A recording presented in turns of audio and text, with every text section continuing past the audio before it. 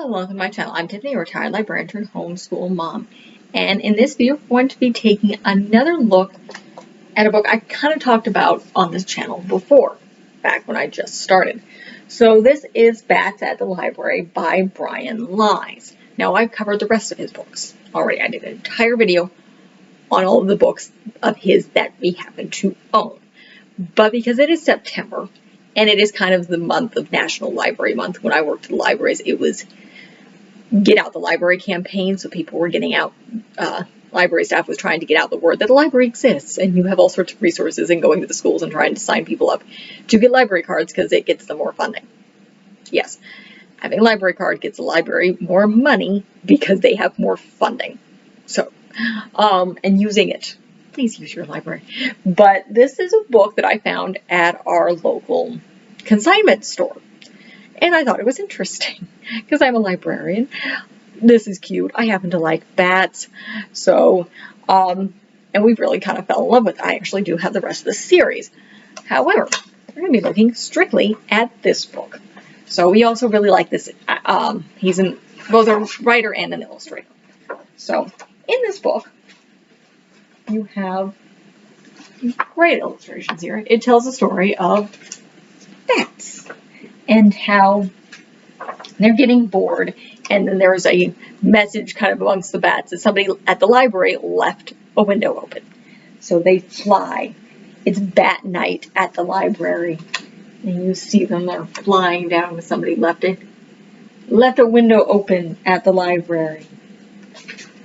And you see all these bats, which would possibly frighten lots of librarians to see a bunch of bats in their library. But they leave. But you see they fly in. It tells them how some bats who had been there before go back to old favorites, go reading books. They listen to stories. They play around with the old projectors. And in the fountains and all sorts of things. They're just kind of playing around and messing around with the copy machine. And then they start telling a story in a pop-up book and hearing the tale of an older bat, and you see them reading the stories. All the bats, old and young, are listening, and they get caught up in the book. I love the illustrations in these books. And then you see them just kind of getting caught up in the story like you could do, spending time in the library, just getting caught up in a book. And they go through a variety of different things, and then all of a sudden, light is showing. No, it's not a lamp, it's becoming day. And they feel like their time in the library had just begun. And out they go. They fly. Hoping next time somebody will open a window and invite the bats inside. And then they fly home. So this is a really cute book. I really do love this illustrator. Again, we have several of Brian Lies books. This is about third in the series because you have Bats at the Band, my husband's favorite, Bats at the Baseball. You have Bats Here at the Library, and I can't remember. Bats at the Beach. That's the other one that we have. And then we have another book that he illustrated, and then I think he has another one that has to do with a gator dad.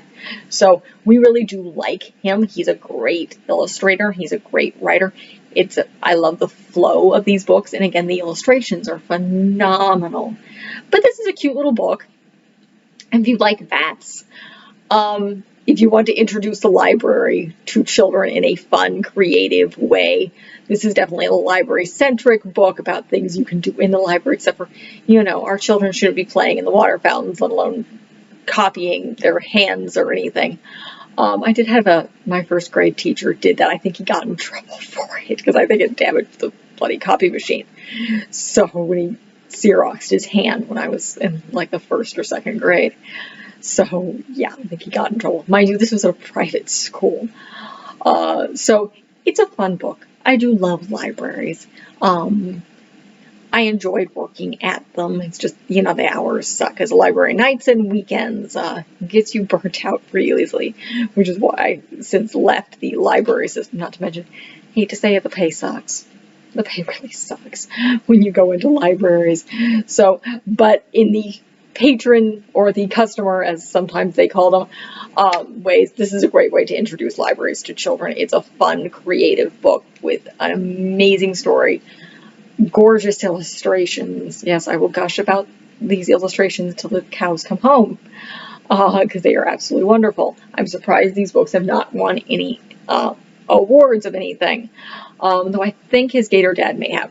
So, but fantastic book if you want to read a book about a library. If you happen to like bats, or doing units on bats, this book series is actually great. I think bats at the beach talk about different things they eat. So, but I did, again, I reviewed all of those as a group in a previous video if you want to check that out. It was early on when I was doing things in groups. So when I just started the channel. So this is really it for this review. Again, we really do love this author and illustrator. So that is it for this book review. If you like what you see, be sure to check out the rest of the channel. I guess I covered him before. Early on, I covered all of his books that we happen to own, which is all the Bat books, though I think he has new ones now. So I also cover a variety of other things, various films, all sorts of books for mostly all ages.